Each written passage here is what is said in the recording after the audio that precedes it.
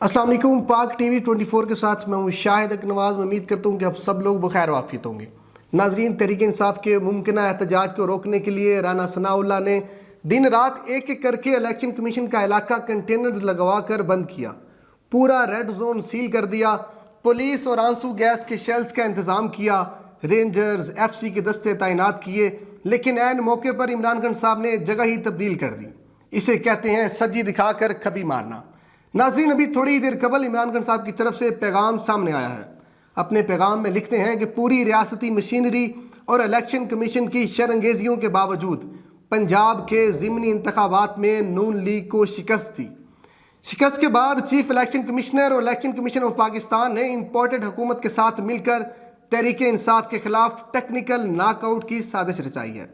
अब आम इंतखाबात में पूरी PDM को इसी अंजाम के इम्कानात का डर है और वो इस खौफ में मुब्तला है।